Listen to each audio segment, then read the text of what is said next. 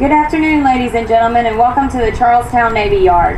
I am Petty Officer Doolittle, a crew member on board USS Constitution, Old Ironsides, a three-masted wooden 44-gun frigate berthed in the Charlestown Navy Yard in Massachusetts. Today, at 211 years old, Constitution is the oldest commissioned warship afloat in the world. She is manned by more than 60 active-duty Navy sailors like the ones you see here today.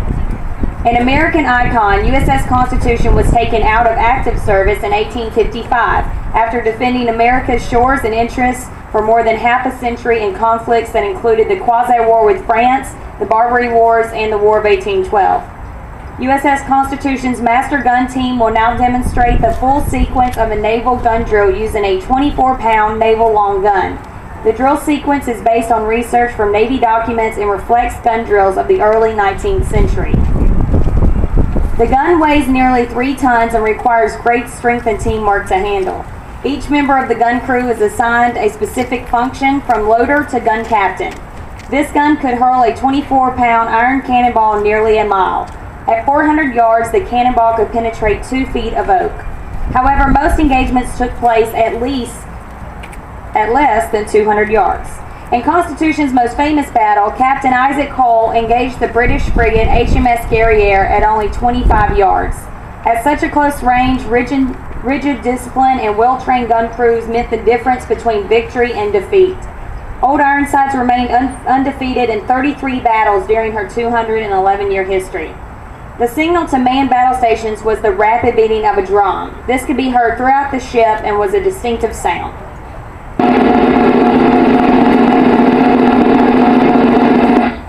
At this stage, the gun deck would be filled with hundreds of men. Marines would be posted by hatches and on the fighting tops. I will now walk you through and describe the commands used in 1812. Silence! This command was critical with 200 men on the gun deck at one time. Silence was imperative so commands could be heard throughout the ship. The gun crews make their guns ready for running in. Crew members assemble on the train tackle to heave the gun inboard as quickly as possible.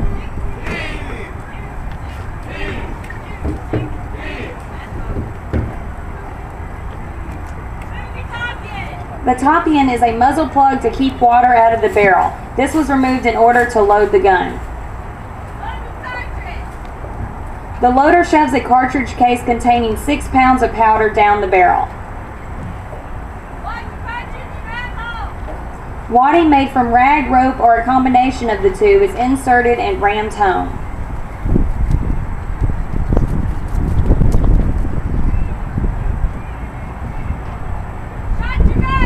Normally, a 24-pound round shot would be loaded. Other types of shots, such as grape shot, could be loaded to injure enemy personnel. Bar shot or double-ended shot could be used to damage the sails of the enemy ship. Another wad is inserted and rammed home to make certain that the shot is properly seated and will not shift inside the gun as the ship rolls.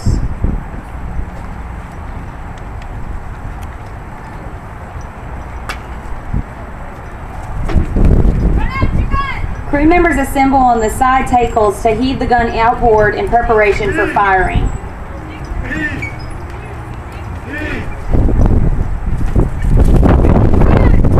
The captain inserts a sharp wire through the vent to puncture the cartridge and then wipes it across the back of his wrist to check for damp powder. Priming powder is added to the pan on top of the gun. A snugly fitted, non-sparking lead cover called an apron is placed over the vent to prevent accidental discharge. The gun could be trained and elevated to aim the muzzle for more precise firing. The apron is removed. The gun is now ready to fire. At this stage of the sequence, the gun would be fully ready, only waiting on the command from the commanding officer through the gun captain to fire. This also alerts the gun team to release the side tackles that would move when the gun is fired and cause injuries. The recoil of the gun after firing could injure or kill anyone standing directly behind it. And now, as you watch the gun crew demonstrate the loading sequence in real time and in silence, exactly as what you would have seen in the War of 1812, imagine the sight of 16 long guns on one side of Constitution's gun deck firing during battle.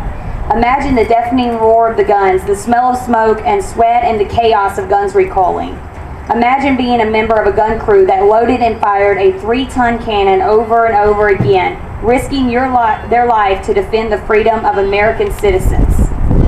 Here, trust, training, and efficiency were put to the ultimate test as the gun crew sped to load and fire rapidly as possible.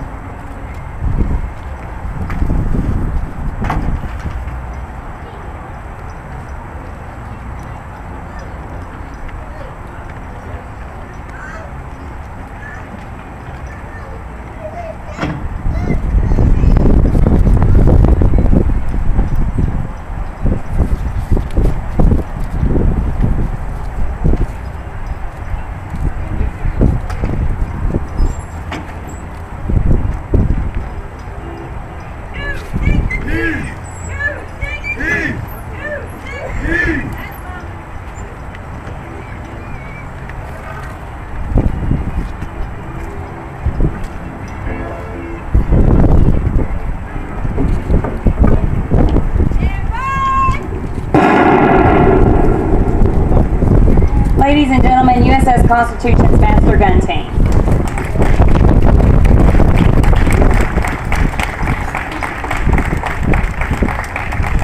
During the battle between USS Constitution and HMS Guerriere, the British frigate's bowsprit became entangled in Constitution's mizzen rigging.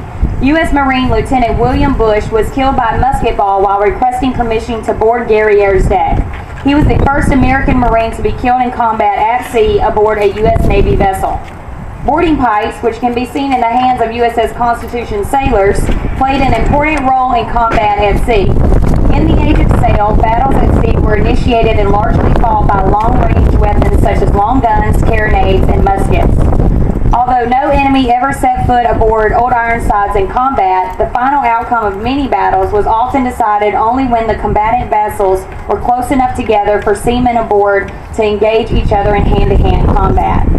Howitzers, pistols, axes, cutlasses, and boarding pikes were most commonly employed by sailors and Marines when attacking or repelling boarders from enemy ships. Pikes, which are similar to spears but are not intended to be thrown, have been used by infantry forces in land combat since ancient times. The tactical methods using boarding pikes aboard ships in the early 1800s were very similar to the phalanx formations performed by the ancient Romans. The boarding pike drill you're about to see is based on naval documents dating back to the 19th century and illustrates the training, teamwork, and precision needed to operate these weapons successfully. And now the crew of USS Constitution will demonstrate a boarding pike drill. Pike is from the order. The following expert, written under the direction of the Secretary of the Navy, Paul Hamilton, and published in the Regulations of the U.S. Navy, 1812, details the importance of boarding pikes at that time. The pike is the most useful weapon used aboard a ship of war, either in attack or defense. As a close column of pikes formed in order with musketry in the rear presents such a barrier to the enemy that they can seldom or ever cut through, or sustain the force and weight of this phalanx in a well-directed, vigorous charge. I will now turn over the drill to the Old Ironsides boarding pike team. Shoulder bar. Fire yourself off. Right to left. Right, left. Right, left, left. Forward 2 deep. Left out through right double. Mark. Right, slow. Present arm.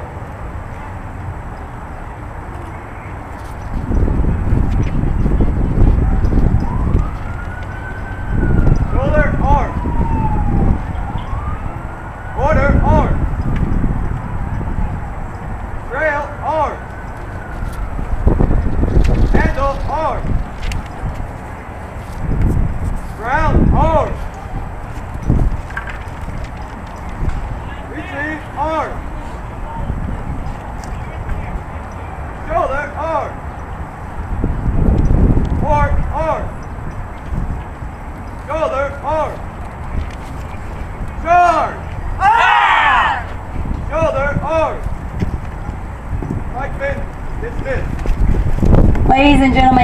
Constitution's boarding pike team.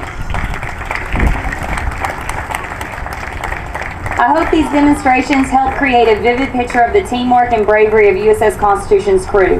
USS Constitution is berthed here in the Charlestown Navy Yard and is open year-round for free, that's right, free guided tours. Also, you can learn about the ship's history, special events, and services by visiting our website, www.oldironsides.com. Right now, I'd like to invite you to the gun deck to explore Constitution's long gun and meet the crew for yourself. Please feel free to take pictures and ask questions about our ship and our Navy. We hope to see you again and hope you all have a great Navy day.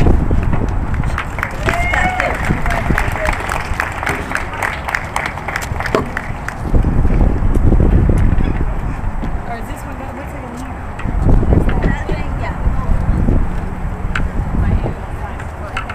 Notice that. Free. That's right. Free. That's right.